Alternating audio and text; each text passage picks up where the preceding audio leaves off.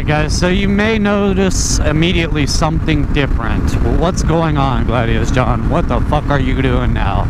Alright guys, I'm just gonna go ahead and leave the unsub button right there. Go ahead and hit that unsub button, because I am on the way to the dealership to buy a 2017 DRZ400sm. That's right, I'm trading in my beloved DR. Why the fuck would you do that? Because, alright, here's the deal. Don't get me wrong about the DR. Don't get me wrong about any of the past stuff I've ever said about it. This bike is a phenomenal bike. Legendary, even. It is a legendary bike, okay? But here's the deal. I ride off-road a lot, like a shit ton, right? So you're probably thinking, why the fuck are you getting an SM? Okay, well, here's why. Because if I get a DRZ400S and then I want SM rims to swap back and forth the dirt and the street, I'm going to have to spend well over $2,000 to get that. If I buy the SM and purchase dirt rims and tires, I can get away with under $500. So it's cheaper. That's why.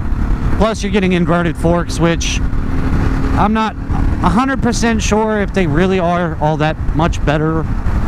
But everybody says they are. I'll find out. So I reverted this bike mostly back to stock. If anybody is interested, I do have the FMF Q4 exhaust that came off of this thing. If they want to purchase it, send me a message.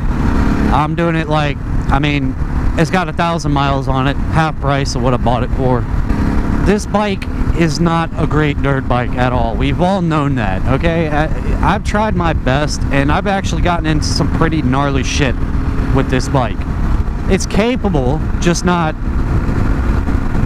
It doesn't really like it. So, that's why I'm getting a DRZ.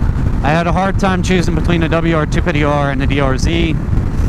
The main reason why I went with the DRZ is because, excuse me, yes, the WR is lighter, and it also is fuel injected. You're kind of, you know, you're kind of really gimped as far as power output capability. I know you can get the Athena 290 or 310 kit, but you big bore a fucking DRZ, you're looking in a 50 to 60 horsepower range. So there's always going to be that, you know. There's no replacement for displacement. There really isn't, and it's totally fucking true. So prepare for some music and some cinematics that are shitty. Here you go.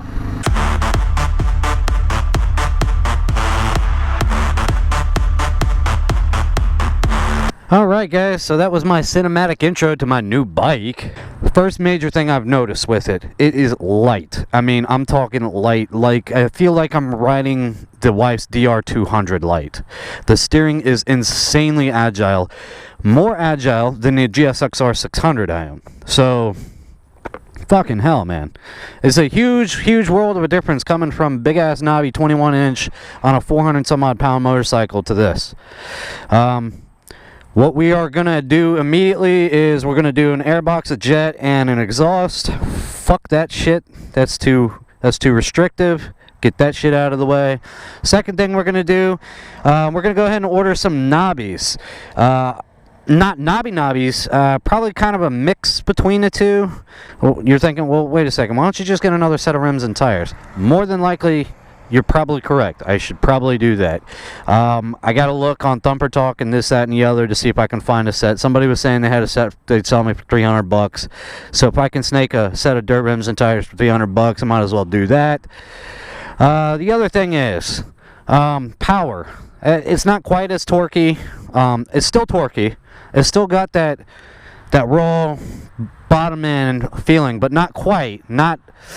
If I could give you an example, it feels like the DR650 when it was stock. This bike right now feels like a DR650 when it's bone stock. Now that I don't have knobby tires, we're not going to take that exit. We're going to go up the fucking asphalt.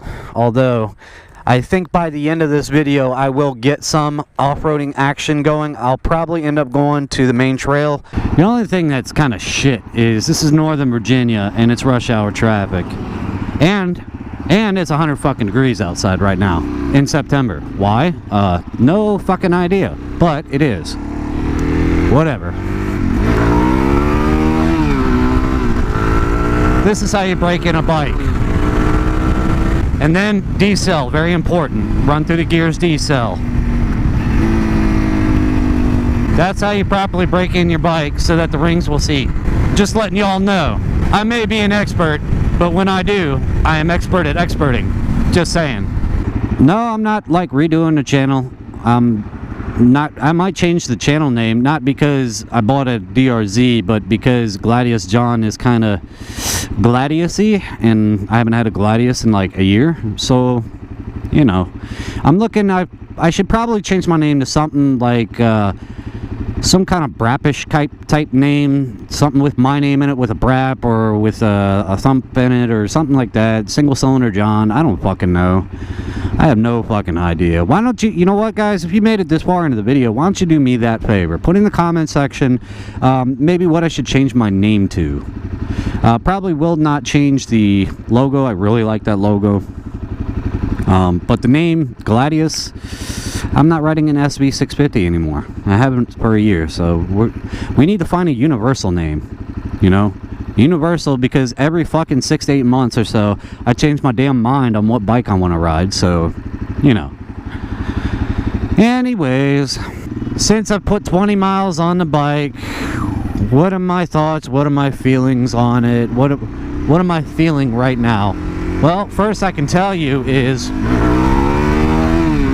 the seat sucks. Like, fucking ass hurts. Oh, damn, my ass hurts. We'll get a seat foam and cover kit, and we'll do a video on the seat foam cover like we did the DR. Vibrations at 70, 75 are pretty much identical to the DR. They're there, but they're not bad. Steering input at that speed feels great. This bike feels more solid than the DR. At 80, it does start to get buzzy. I mean, here's my thing though, like, are you gonna spend your days at 80?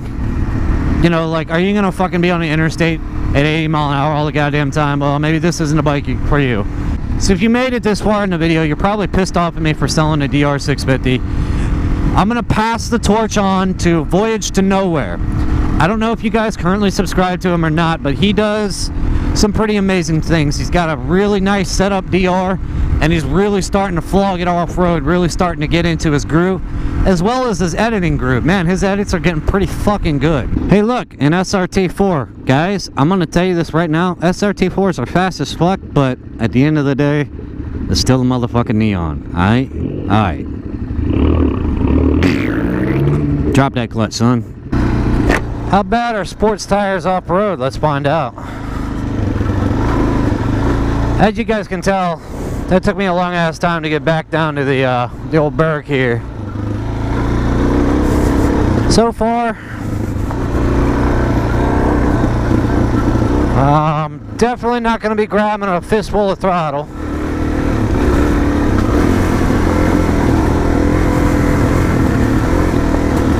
Not terrible so far. It seems like, actually not bad at all. Yeah, okay, so the front does push, or try to wash out.